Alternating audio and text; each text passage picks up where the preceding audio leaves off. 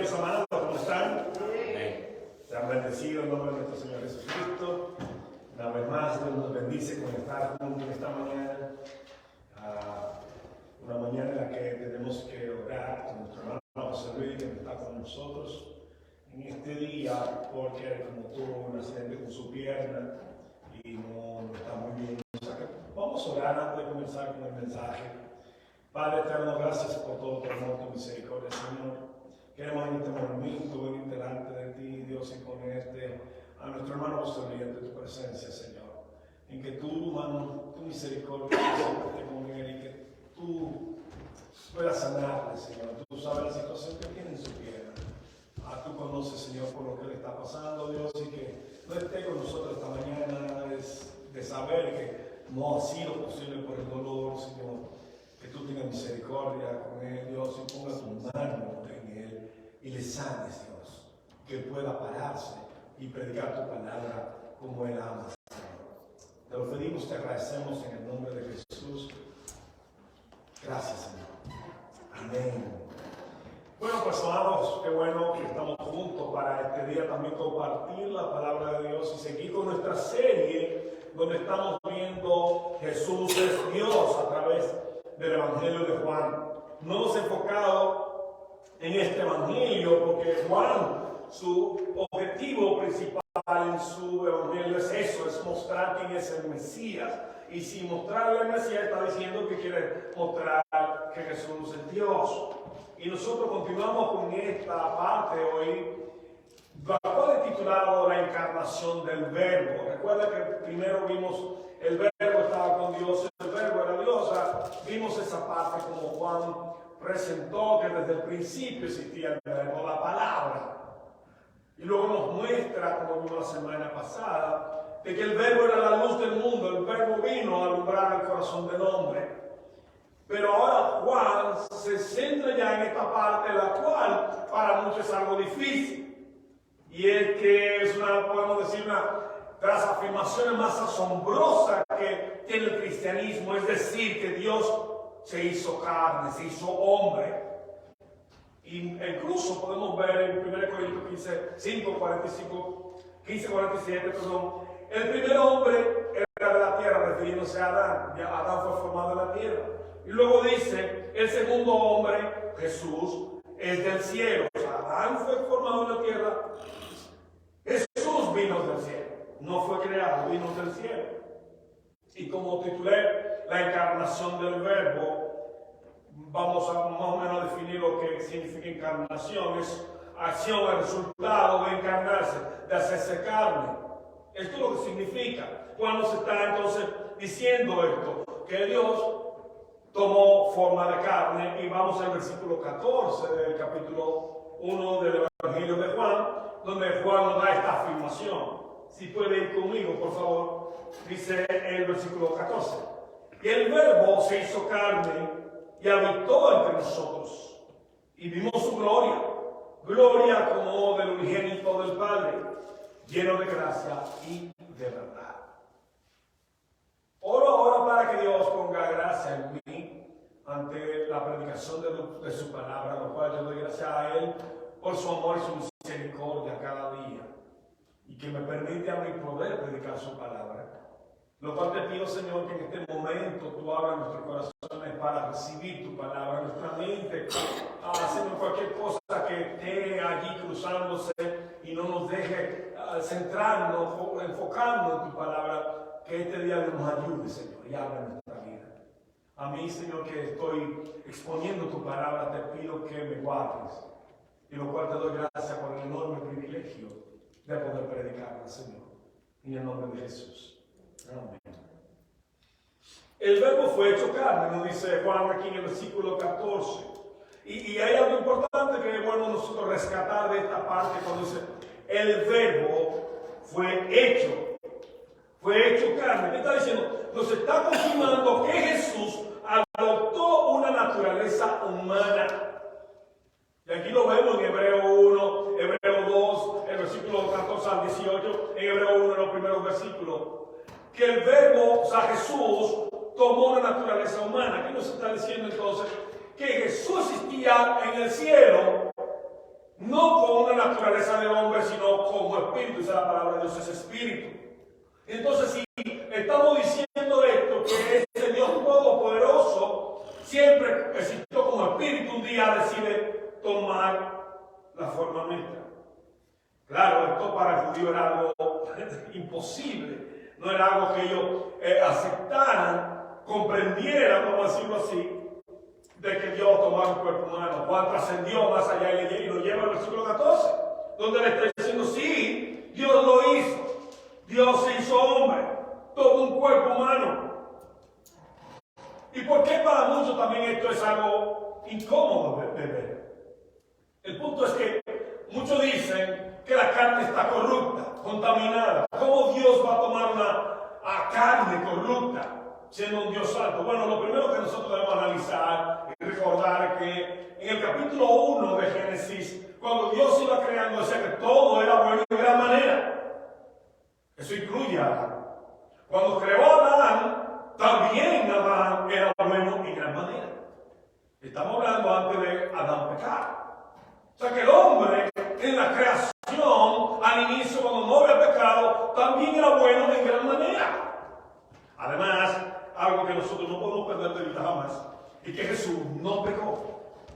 Aunque tomó un cuerpo humano como el nuestro, y claro, aceptamos eso, de que ese cuerpo que Jesús, Dios, tenía el verbo humano, sin tener debilidades como nosotros, claro que sí, porque eso vino. Pero nunca pecó. Primera de Pedro 2, capítulo 2, verso 22, dice que en él no se dio pecado. Significa esto que Jesús nunca pecó. El decir en algún momento, si alguien intentara pensar algo así, es una herejía. ¿Por qué? Recordemos que Jesús es Dios. Amén. Jesús es Dios. Entonces estamos diciendo que Dios puede pecar. No, jamás. Ni aún estando en ese cuerpo humano, jamás pecó. La palabra dice, como Pedro dice, que no se halló pecado en él de ninguna manera, ni en su boca. Eso es lo que está trascendiendo más allá de decir palabras. Lo que nos está diciendo es que en la mente de Jesús ni siquiera pasó el pecado. ¿Me está entendiendo?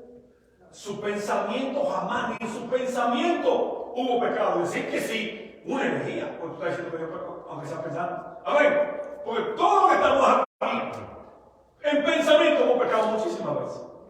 ¿Verdad que sí? Muchísimas veces. Como yo siempre digo, si yo sacara nuestro pensamiento y lo pusiera en un monitor como ese, hermano, nadie se parara a predicar. No hubiese un hombre que se parara a predicar. Porque todos de alguna manera hemos pensado en algún momento con algún pecado, hermano. Todos. Pero siempre la palabra dice que es arrepentirnos. Y decir que Jesús tuvo algún pensamiento pecaminoso es una locura. No, jamás, no hubo pecado en él, es de ninguno. Cuando Pedro dice esto en Corintios, nos está diciendo que en él no hubo pecado de ninguna manera. O sea que eso es grande. Que aún en un cuerpo humano no hubo eso. Y esta palabra carnal la podemos traer del latín incarnare, que quiere decir hacerse carne. Que eso fue lo que él dijo. O sea, el Hijo de Dios, que siendo espíritu, tomó un cuerpo humano. Y algunos dicen que cómo es posible que aquí uno dice que si Dios estaba ahí, pero había una separación entre Dios y la carne. No, eso no fue así. Yo te voy a poner un ejemplo. Tú y yo tenemos una alma, cuerpo y alma, todos los seres humanos. Ahora la pregunta viene, ¿está separada tu alma de tu cuerpo? No, está junta. Amén, está junta. Así mismo era. Dios con un cuerpo humano estaban juntos, no estaban separados. Dios en ese cuerpo que tomó de carne estaba junto con ese cuerpo de carne. Claro que sí. Se hizo carne como una naturaleza, un cuerpo físico como el de nosotros. Ahora, podríamos hacer la pregunta, ¿cómo hizo esto? ¿Cómo ese Dios sublime, majestuoso, poderoso, toma este cuerpo donde su presencia ni siquiera la tierra puede soportar? Recordamos cuando Él descendía subía a hablar con Moisés, el pueblo del monte, el monte temblaba, había relámpago. Con un cuerpo humano va a resistir a Dios. Bueno, podemos ir a Filipenses capítulo 2, versos 5 al 8, donde el apóstol Pablo nos trae allí la explicación de cómo esto sucedió. Y es lindo encontrar que en la Biblia muchas cosas que nosotros creemos que no está. Dios la pone como esto, cómo sucedió aquello. Bueno, dice de esta manera el apóstol: haya pues allí a los filipenses en vosotros esta actitud, toma esa palabra actitud, esta disposición, que hubo también en Cristo Jesús, la hubo en él, en el cual, siendo Jesús, aunque existía en forma de Dios, oigan, no consideró ser igual a Dios, toma esa palabra, ser igual a Dios, la actitud, siendo igual a Dios, como algo que frase. Cuando dice que era igual a Dios, está diciendo que todo el poder, todos los atributos que Dios Padre tiene, también lo tiene Jesús, como algo que aferrarse, sino que se despojó a sí mismo, o sea, él mismo voluntariamente, tomó forma de siervo a nosotros, haciéndose semejante a los hombres. Oigan, toma esta palabra que viene. Y hallándose en forma de hombre, se humilló a sí mismo, haciéndose obediente hasta la muerte y muerte de cruz. El apóstol Pablo está diciendo: Dios un día dice en la eternidad: yo voy a tomar un cuerpo, voy a vaciar todo ese esplendor que tengo y voy a tomar un cuerpo de hombre para estar con el hombre. ¿Cómo está siguiendo lo que está pasando aquí? Me voy a hacer semejante a mi creación, a igual a la criatura, al hombre que he creado, me voy a hacer semejante a ellos. Esto significa que ese Dios todopoderoso toma un cuerpo de debilidad como el nuestro, se humilla. ¡Wow! Se humilla, una actitud totalmente de humillación. Y obediente hasta la muerte y muerte de Cristo. Está diciendo, continuó mientras estuvo en la tierra, obediente al Padre en todo momento a la ley. Y la muerte más aterradora que podía haber era la cruz, siendo crucificado. Y la palabra aquí que utiliza el apóstol en griego, que es la manera que se escribe el Nuevo Testamento, es kenosis.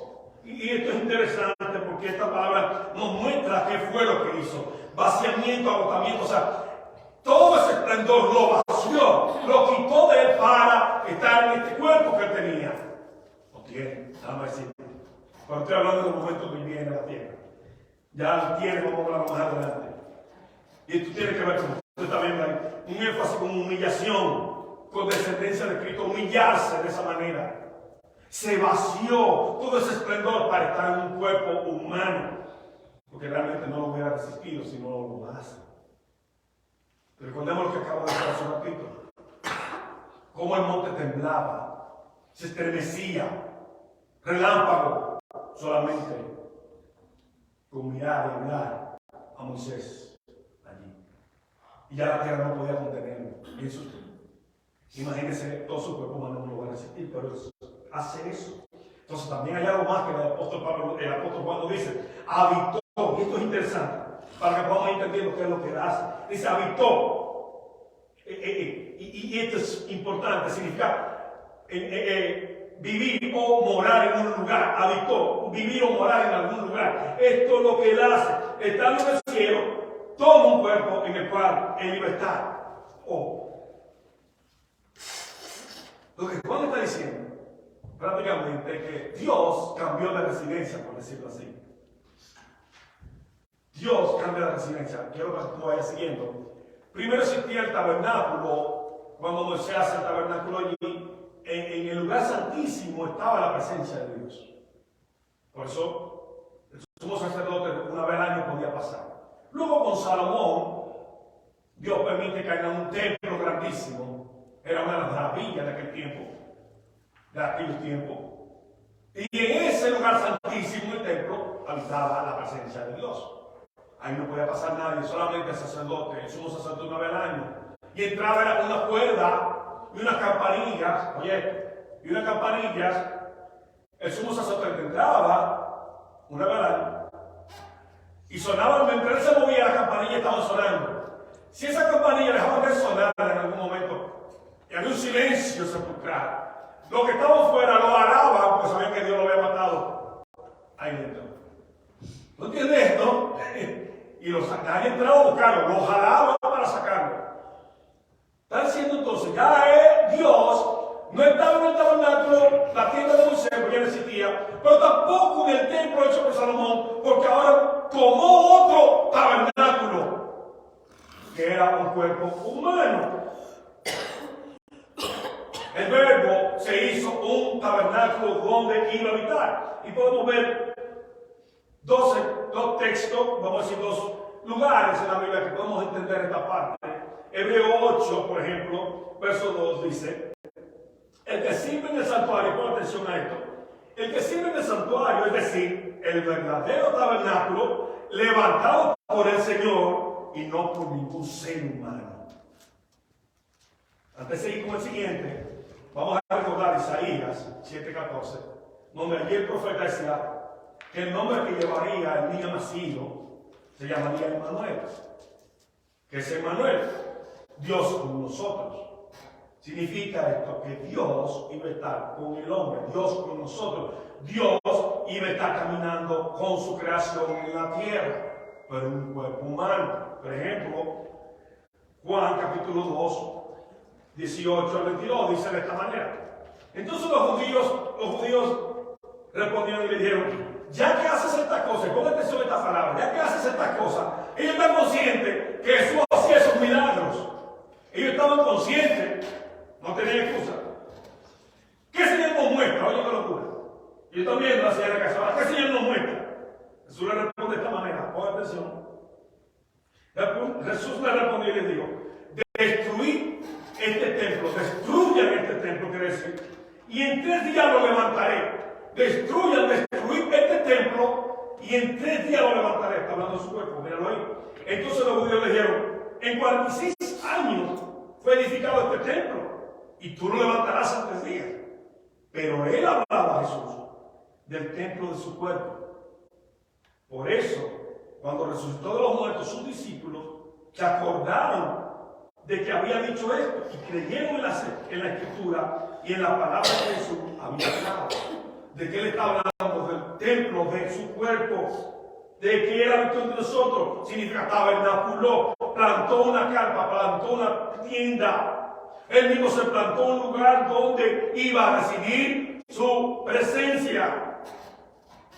Estuvo caminando en esa tienda por 33 años con el hombre. Enorme privilegio. ¿Verdad que sí?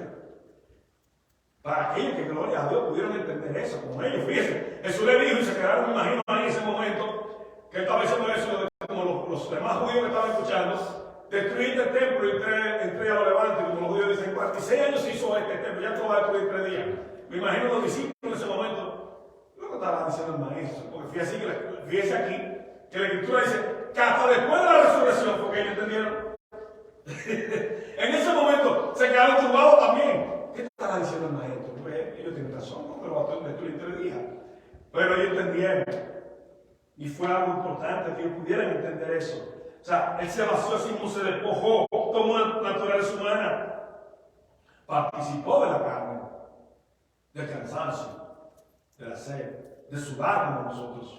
Yo creo que tú tratas de entender esto que estoy diciendo, para que veamos la magnitud de lo que se está hablando acá. O sea, Dios, que es espíritu, Dios que toma un cuerpo humano, ahora siente lo que el hombre siente: cansarse, tener hambre, sudar. En ese cuerpo que él tenía, sí, lo pasó, lo tenía. Lo pasó. Por ejemplo, en Lucas, en el capítulo 2, verso 52, leemos que él crecía, ¿verdad?, en estatura y en sabiduría. ¿Qué quiere decir esto? Que era un ser humano. Amén. Como nosotros. Porque no fue que él vino, llegó del cielo y como un hombre caminó, ya soy un hombre aquí. No. Él tomó lo normal del hombre. El único que podemos mencionar que ya fue grande desde que nació fue Adán, cuando Dios lo creó. Pero después Jesús vino normal, naciendo de una mujer, porque eso tiene que ver con la genealogía judía, de que el Mesías tenía que nacer de una virgen. Lo que vimos en Isaías hace un momento. Pero por lo tanto Jesús toma un cuerpo, o sea, Dios toma un cuerpo humano. Y eso tenemos también que tomar esta parte. y analizar ahí del privilegio que tuvo María en ese momento. O sea, Dios Padre y Dios Hijo deciden escoger a esa mujer y poner a su Hijo, Dios, en el vientre de esa mujer. ¡Wow! Tremendo privilegio para ella. Tremendo privilegio. ¡Wow! Estamos hablando de Dios, ¿verdad? De Dios. Ahora, claramente dice la palabra que el Espíritu Santo cubrió a María para poner a su hijo allí. Lo mismo. Si no, ella no hubiera resistido a Dios en ese cuerpo, pues la destruye y mismo se lo dijo a Moisés. Se lo dijo a Moisés. El apóstol, como ahora, está tratando que su audiencia entendiera lo grandioso de esto. Dios estaba caminando con el hombre. El verbo que se había hablado, la palabra que se había venido hablando en las Escrituras, en el Antiguo Testamento, esa palabra tomó forma humana, porque esa palabra es eterna, es Dios, y un día decide ser hombre. Juan, primera de Juan 1, nos habla de esto. Primera de Juan 1, verso 1 al 2. Lo que existía desde el principio, lo que hemos oído, atienda esto que Juan dice aquí. Lo que hemos visto, Juan está trascendiendo más allá de cualquier cosa humana, para que la audiencia entienda lo que sucedió, y es mi intención con ustedes también. Lo que hemos visto, dice Juan, lo que existía desde el principio, que ha existido en la eternidad, lo que hemos oído, las Escrituras hablaban de él, lo que hemos visto con nuestros ojos, lo que hemos contemplado, atienda aquí ahora, lo que han palpado nuestra mano acerca del verbo de vida. Pues la vida fue manifestada a nosotros, la hemos visto y damos testimonio y eso anunciamos, la vida eterna, la cual estaba con el Padre y se nos manifestó. Esto es tremendo lo que Juan está diciendo. Escucha bien. Ayer, creo que era con mi hija la más pequeña, estábamos viendo una película sobre el apóstol Juan, sobre este mismo que estaba hablando, animada, muñequitos, cuando él está prisionero en la isla de Patmos. Y él hablando con los soldados comenzó a contarnos la historia de Jesús. Pero hay una parte que me encantó, porque yo se le explicaba a mi hija.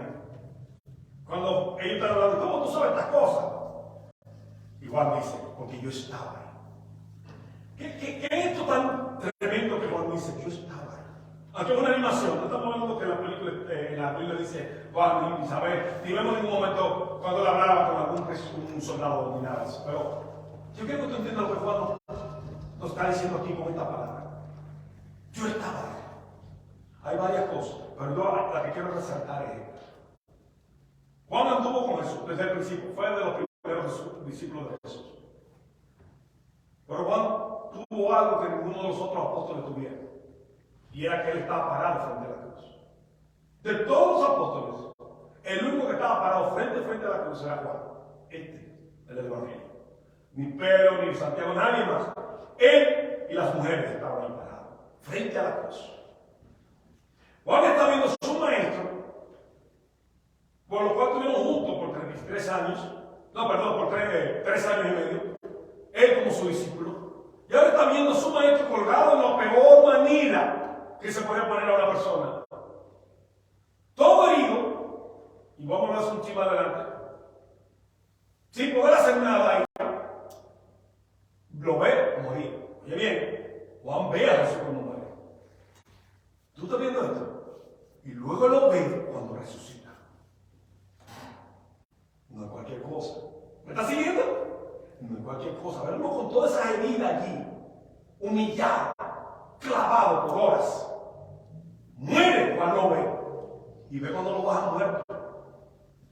Lo llevan a la tumba. Y luego de 3 días, Juan ve a la misma persona frente a él. Miren, y luego verlo como sube al cielo, retornando donde vino. Y algo que Juan está diciendo, no solamente como me acabo de decir de la película animada, yo estuve ahí, que Juan está diciendo, a ese que hemos oído hablar tanto en las Escrituras, que se decía que venía algún día, Dios, nosotros lo vimos, No solamente lo vimos, nosotros lo tocamos. ¿Sabe? Juan está diciendo, nosotros tocamos a Dios. ¿Tú me entiendes esto, hermano? Nosotros pudimos poner la mano a Dios. Algo que es imposible. Lo tuvimos con nosotros. Compartimos con Él. Lo vimos, el verbo de la vida estuvo ahí. Vimos su gloria, lo que cantábamos un momento. Se transfiguró. Él tuvo ese privilegio también junto con su hermano Jacobo y con Pedro. Cuando Jesús se lo lleva a ellos tres y cambia su aspecto de una persona humana, cambia ese aspecto majestuoso, resplandeciente entre los ojos de Juan, Pedro y Jacobo, se transfigura, cambia su aspecto. Y Juan vio eso, y eso lo está diciendo aquí. Vimos esa gloria. ¡Wow! ¡Wow! Tremendo. Tremendo. Pero cuando yo digo esto, que cambió su aspecto, no estoy diciendo jamás que en ese momento Dios volvió al cuerpo y en ese momento se transfiguró porque Dios volvió al cuerpo, como algunos quieren decir. Y salió después, continuó siendo el hombre Jesús, que no era Dios. No, del principio estoy diciendo, Jesús, Dios, como un cuerpo humano, y era 100% Dios y 100% hombre en el mismo momento. Todo el poder de Dios estaba en ese cuerpo. En algunos momentos se abstenía de algunas cosas porque Él quería. Pero decir que Él dejó de ser Dios, entonces es una locura. Dios siempre es Dios. Amén. Como dije antes, Dios es santo y siempre ha sido santo. Por ejemplo, en Colosenses 2:9, el apóstol nos dice: toda la plenitud de la divinidad habita en forma corporal en Cristo. Entonces Pablo nos está diciendo, alguna parte de la divinidad estuvo ahí. No, es toda. De que ya voluntariamente Jesús, como Dios, y en la persona de Jesús algunas cosas se abstenía, eso era su voluntad, pero toda la plenitud de quien es Dios estaba en ese cuerpo, 100% Dios, 100% hombre. Wow. Cuando tú analizas lo que vimos en Juan, como Juan resalta eso, Dios estuvo aquí, estuvo con nosotros, lo vimos y vimos la gloria, vimos cómo se transfiguró, pero no solamente eso, lo tocamos, lo palpamos. Cualquiera dirá, wow, ¿tú tienes ese privilegio? Pero déjame decirte que sí, pasó eso, pero cuando el verbo vino, muchos lo rechazaron. Según el versículo 10 y el 11, nos dice allí que el verbo fue rechazado. Ese Dios que tomó un cuerpo humano fue rechazado. El mundo, dice, lo rechazó. Y esto es interesante, que en el mundo estaba encarnado, habitando en él, en el mundo, envuelto con el mundo, o sea, caminando con la gente. El mundo que él creó, oye bien, que fue hecho por él, pero el mundo no le conoció.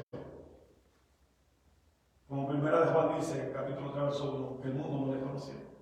Estuvo Dios ahí y el mundo no le conoció. Yo creo que lo es cierto la semana pasada. Que muchos de nosotros a veces le hemos dicho, wow, si hubiese estado en aquel tiempo viendo a Dios, a Jesús, frente a frente, lo hubiera seguido. Y yo mencionaba eso, que algunos cantantes han hecho canciones que dicen a sí mismos, si yo hubiera estado ahí en la cruz, a mí también me hubieran tenido que matarme. Ah, mi hermano. Dios sabe por qué cada quien nace en el tiempo que debe de nacer. Quizás tú y yo, y vuelvo y lo repito, también lo hubiéramos rechazado. Porque hoy tú y yo, porque tenemos la palabra, sabemos la historia y creemos. Pero muchos de aquellos que lo tuvieron frente a frente, no, lo rechazaron. ¿Y Juan no dice eso? Israel, su pueblo, lo rechazó. Israel lo rechazó. El mundo lo rechazó. Fue tan fuerte el rechazo hacia Jesús. Fue tan fuerte. Recuerda lo que Dios, yo quiero que que te quede esto en tu corazón, en tu mente. Lo que Juan estaba diciendo. Dios estaba aquí. Lo vimos, lo escuchamos, hablamos con Él. Pero también lo tocamos. Lo vimos con su gloria transfigurada. Pero fue rechazado. La gente lo rechazó. Pocos creyeron. Porque incluso hubo un momento que él alimentó 5,000, luego 4,000. Y eso se redujo a un pequeño grupo de 120. ¿Tú estás escuchando esto? Alimentó 5,000, luego 4,000. Y en el aposento alto, cuando el Espíritu Santo descendió, ¿cuánto había? 120. ¿Y dónde están nosotros? ¿Te das cuenta? La palabra nos lleva ya lejos de lo Isaías, de lo que iba a pasar cuando Dios estuviera en la tierra en un cuerpo humano. Ya Isaías estaba profetizando lo que iba a suceder con un Dios en un cuerpo humano. El hombre no solamente lo iba a rechazar, oye esto, el hombre iba a llegar a lo peor con Dios. Moisés, en Éxodo 33:18, y yo siempre suelo decir algo con esta parte. Moisés, pienso yo, entendiendo la intimidad que tenía con Dios, porque era bien grande, él quizá en un momento pensó que tenía también el privilegio de poder ver la cara de Dios, porque le dice al Señor, muéstrame tu gloria, o sea, déjame ver tu rostro. Y Dios le dice, le responde, más adelante, más abajo el verso 20, nadie puede ver mi rostro y vivir. Él está diciendo, Moisés, yo te quiero, sí te amo. Pero tú no puedes ver mi rostro, Moisés puede decir, lo permito, tú mueres inmediatamente. O sea, el esplendor de Dios, de esa santidad, ante Moisés, un hombre pecador, lo mata. Y Dios le está diciendo, no, yo no puedo permitir eso, pasa en ti, Moisés, porque te amo por eso mismo. Nadie puede ver mi rostro, dice Dios. Pues Dios viene a un cuerpo humano, la persona de Jesús. Y ese rostro, que tanto anhelaban ver ellos, lo disfigura. Isaías 52:14. Y esto lo traje con dos traducciones, porque las dos me gustan como lo describen. La Biblia de las Américas. De la manera que muchos se asombrarán de ti, estoy hablando de Jesús, pueblo mío, así fue desfigurada su apariencia, más de cualquier hombre, y su aspecto más que el de los hijos de los hombres. A la Nueva Versión Internacional dice de esta manera: muchos se asombrarán de él, de Jesús, de Dios, pues tenía desfigurada su semblante, nada humano tenía su aspecto. Yo quiero que tú trates de ir a lo profundo de lo que el profeta está diciendo. Fue tanto castigo que le dieron a Jesús, o sea, Dios, que llevaron el rostro de él de tanto castigo a desfigurarlo. No es los cuadros que vemos en las películas, que cuando está en la cruz con un rostro limpiecito. No, la palabra está diciendo que el castigo fue tan fuerte de Jesús que la apariencia le parecía de un monstruo, no de un hombre. ¿Tú estás entendiendo esto? La maldad del corazón del hombre, ¿hasta dónde llegó? A desfigurar el rostro del Hijo de Dios. Hasta ahí llega a nosotros. Fue rechazado hasta ese punto de no tener piedad, de destruir su rostro. Es fuerte ver eso, es fuerte leer esto y quedarse normal. Ese rostro que Moisés quería ver, el pueblo tenía ahí golpes, trompadas en el rostro, una corona de espina, que para ponérsela fue un madero para que entrara aquí, latigazos, al punto de que ese rostro no es como esa película ni esos cuadros que vemos, nada tiene que ver con Jesús, con lo que la palabra realmente nos dice. Ese rostro que dijo tremendamente herido. Y el hombre viéndolo así allí, muchos se burlaban aún así. Dice Isaías en otro texto, 53:5. Él fue herido por nuestras transgresiones, por nuestros pecados, morido por nuestras iniquidades, nuestras maldades.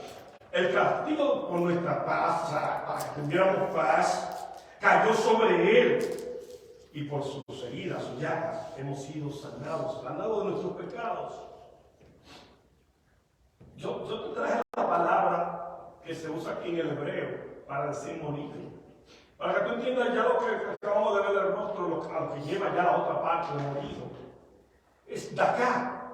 Esta palabra tiene que ver con muchas cosas, pero todas van a un mismo lugar.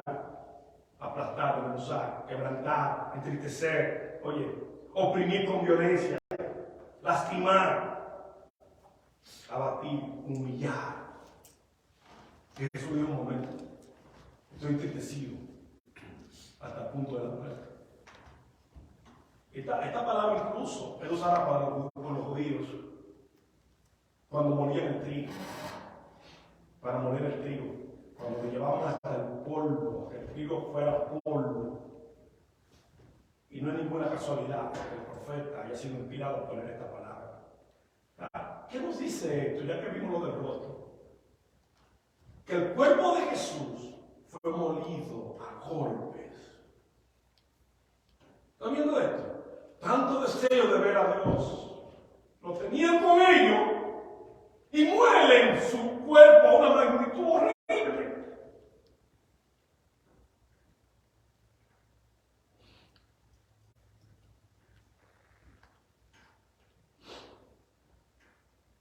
Eso es tremendo.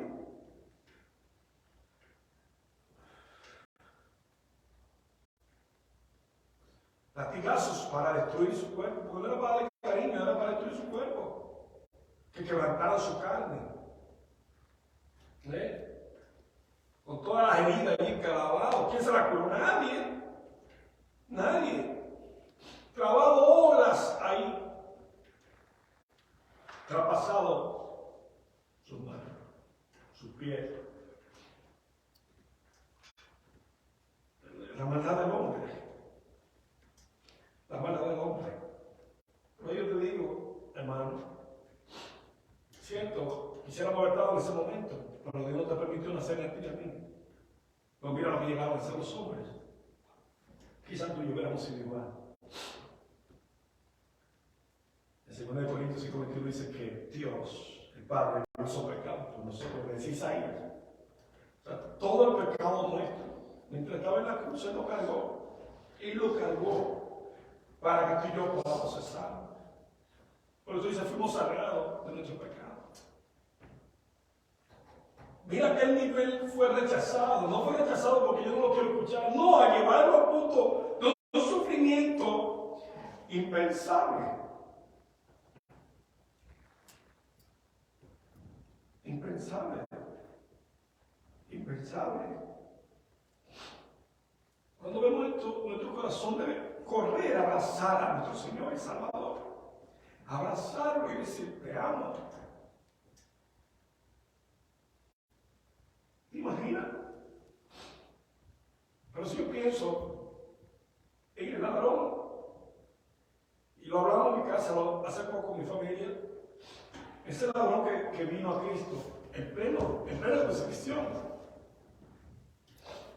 Porque ve un hombre allí clavado junto con ellos, igual que ellos. Porque la consideración que le daban al que estaba en la cruz era que era de lo peor de la delincuencia de la sociedad para llevarlo a ese castigo. Y eso es lo que se consideró de Jesús. Y estos dos ladrones lo tienen con él a él. ¿Qué puede él impresionarle a ellos dos? Si lo ven de la misma manera, en medio de ellos. Pero con toda la risa, se pone a pensar, a meditar en lo que pasó con este ladrón, porque al principio los dos, dice la palabra, lo estaban burlando, los dos. Pero lo que nos deja ver aquí es que uno de ellos comenzó a observarlo. La actitud de Jesús, en medio de los ataques, en medio de todo lo que le decía, en este sufrimiento que tenía, horas, desde la noche dándole golpe. Y él ve la respuesta ante la burla, escupir el rostro bello de nuestro Dios, hasta ese nivel. Y escuchar eso decir, Padre, perdónalo porque no sabe lo que hace.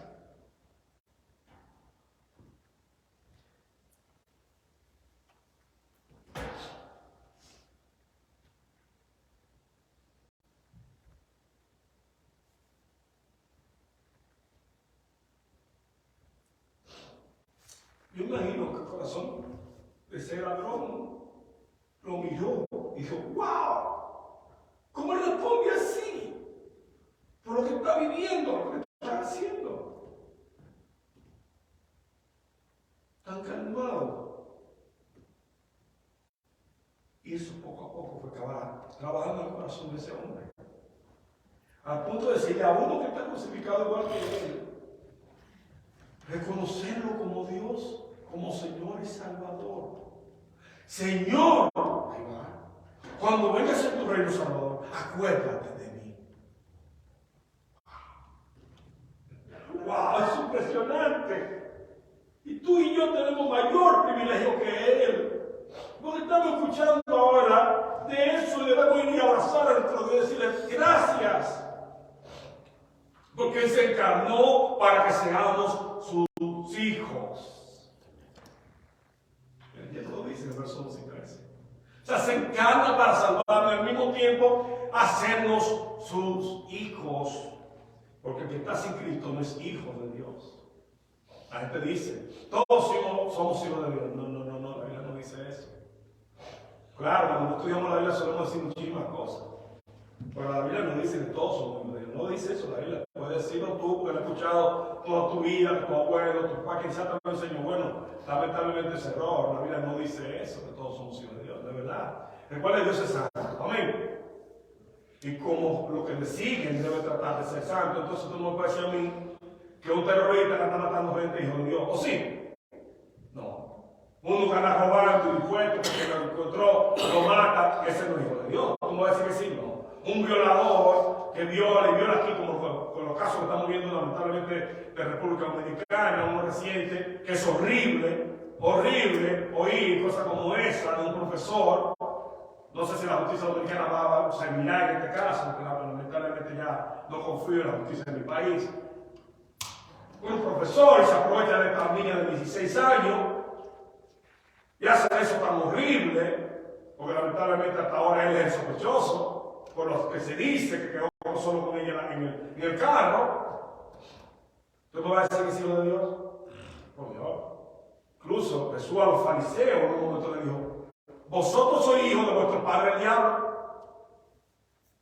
¿Me está siguiendo? Significa entonces que no todos son hijos de Dios, porque Jesús le acaba de decir a esos fariseos que lo rechazaron, que son hijos del padre el diablo. Porque la obra de vuestro padre el diablo te decir Jesús. Porque en los versículos que acabamos de ver ahí, 2 y 13.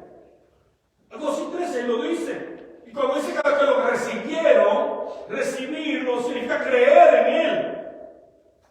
Eso es lo que está diciendo, porque lo expresa al final del versículo. Es creer en Él, que Él es el Salvador, que Él es nuestro Dios, nuestro Señor. Además, cuando dice derecho, le dio el derecho de llegar a ser hijo de Dios, está diciendo que dio el privilegio.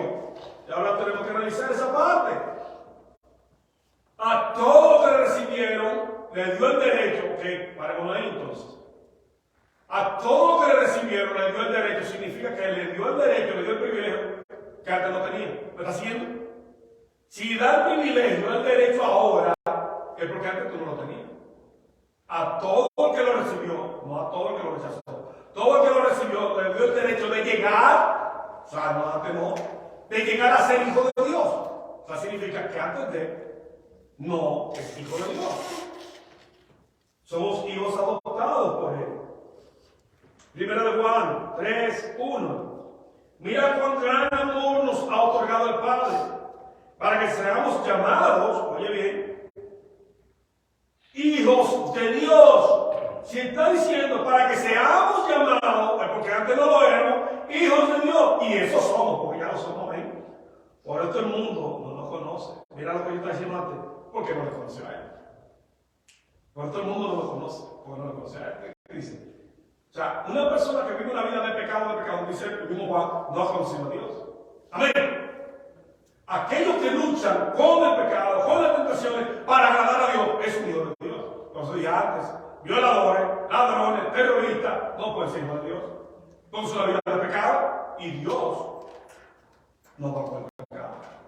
A nosotros que estamos tratando de servirle cada día, batallamos por eso, por agradarle a Él. Y Él nos da la fortaleza y la salida para salir de esas cosas, porque nosotros tenemos que ser santos, porque el santo dice que el Espíritu Santo nos va a cada día nosotros santificando, trabajando en nuestro corazón, nuestra mente, para parecernos amigos de Dios.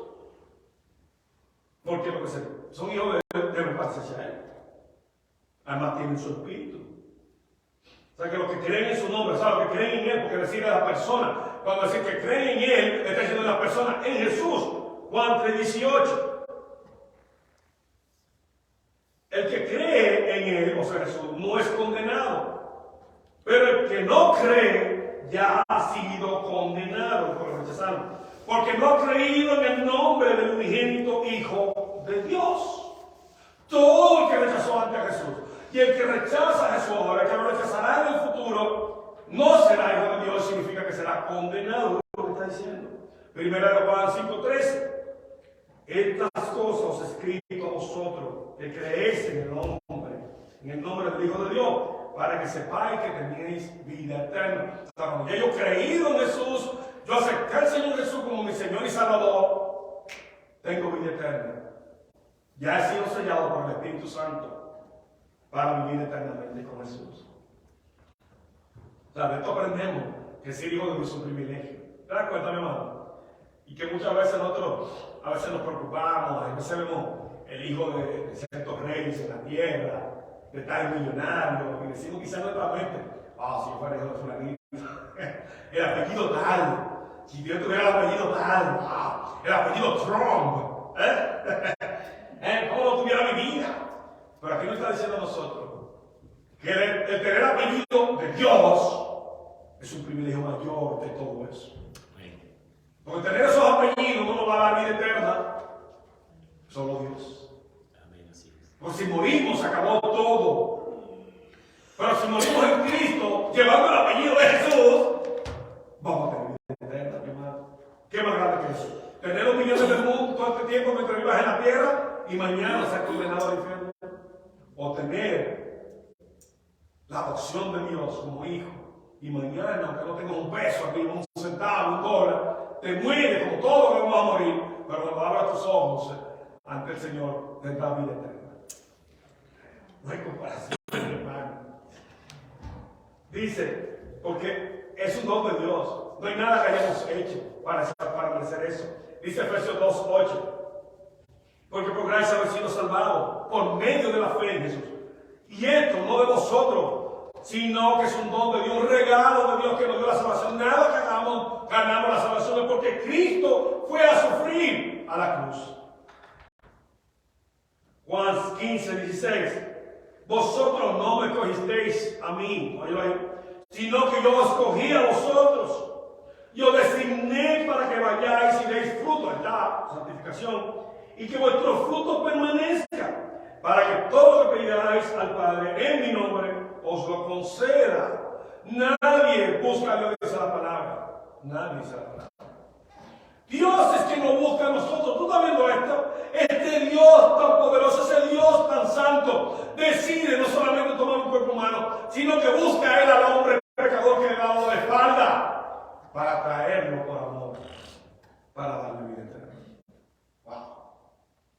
No hay un amor más grande que Él. No hay nada. Y es el privilegio de ser hijo de Dios, ser favorecido con libertad para sacarnos a Él, para poder venir a Él. ¿Sabe también qué más? Que nos ha hecho coherederos con Cristo de la vida eterna, de todo aquello. Dice Jesús en San Juan 14, en la casa de mi Padre muchas moradas hay, yo voy pues a preparar lugar para vosotros. Muchas mansiones, lo que quiere decir. O sea, que Él ha ido a preparar un lugar para vosotros allí. O sea, que el momento en que nosotros salgamos de esta tierra, tenemos un lugar en el cielo. ¿Te das cuenta? Eterno. Calles de oro, va como cristal. Aleluya. Pero aunque muchos lo rechazaron a él, ¿sabe qué? Su venida no fue en vano. No, jamás Dios hace nada en vano. Dios tiene su propósito y nunca tiene un plan B. Todo el tiempo Dios tiene un plan A. Él vino a rescatar a los que se habían perdido. Vino a buscar a aquellos que habían elegido. A sus hijos. A constituirlos de él. A aquellos que le habían dado la espalda a traerlos nuevamente a él. Y muchos lamentarán no haberlo conocido. No haber venido a Cristo. Muchos como hoy que lo rechazan. Aquellos que lo rechazaron hoy día y en el futuro. Que no creen en Jesús. ¿Quién es Jesús? Que se burlan de Jesús. Escucha lo que dice Filipenses 2, 9 al 11. Y con esto vamos terminando. Escucha esto. Por lo cual Dios también lo exaltó a lo sumo a Jesús. Y le confirió un nombre que sobre todo un nombre muestra un nombre más famoso que Jesús en la tierra. Para que en el nombre de Jesús se doble toda rodilla de los que están en el cielo y en la tierra y debajo de la tierra. Y toda lengua confiese que Jesucristo es Señor, para gloria de Dios Padre. ¿Tú estás viendo esto? Todo el mundo, todo ser creado, se va a arrodillar ante Jesús. El que lo haya rechazado y el que no lo haya rechazado, todo el mundo va a tener que reconocerle como Dios. Pero qué bueno que nosotros lo vamos a reconocer, que lo hemos hecho, lo vamos a exaltar con paz en nuestro corazón. Pero aquellos que lo rechazaron tendrán que doblegarse con temor y sabiendo cuál es su final. Nosotros lo haremos con gozo. Aquí está nuestro Dios, arrodillado con gozo. Mientras otros estarán arrodillados con temor. ¿Cuál de los dos grupos queremos ser? Cierto, se humilló bastante. Todos sus beneficios del cielo lo dejó para andar como un hombre, como un ser humano cansado, con hambre. Sufrir la herida, sentir el dolor. Recuerda que se Él decidió hacerlo por nosotros. Entonces, conociendo todo esto, que Dios hizo hombre para darnos la vida eterna, para hacernos sus hijos. Vamos a ver que las preocupaciones nos apartan de su mirada hacia Él, de nuestra vista hacia Dios, de abrazarnos cada día a Él, de ver ese grande, inmenso amor por nosotros. No, mi hermano. Dios hizo hombre. Dios hizo hombre, se hizo carne para darnos vida eterna. Toda esa majestad, ese esplendor, lo dejó a un lado para que tú y yo estemos delante de Él mañana. Para que tengamos paz en nuestro corazón. Y nos ha dado ese regalo. Es la decisión de nosotros decir, tomo ese regalo, lo aparto, entonces sufro eternamente. Y nosotros, que ya hemos venido a decir, dejo que las preocupaciones y las cosas me aparten de Él, o me gozo en Él, confiando plenamente en mi Dios, que todo aquello pecado cargo pase para darme vida eterna. Dios hizo hombre para nuestra salvación. Oremos. Padre, gracias por tu amor, tu misericordia, Señor. Gracias por venir de esa manera para que hoy podamos conocerte, Señor, y estar cerca de ti. Gracias por tu Espíritu Santo que lo has dejado para que nosotros podamos rendirnos a ti, fortalecernos cada día, ayudarnos a crecer en ti, conocerte más. Padre, mira aquellos que han escuchado este mensaje. Te pido, Dios, que también trabajen sus corazones para que puedan también llegar a ser tus hijos y creer en el único Dios verdadero, en nuestro Señor Jesucristo.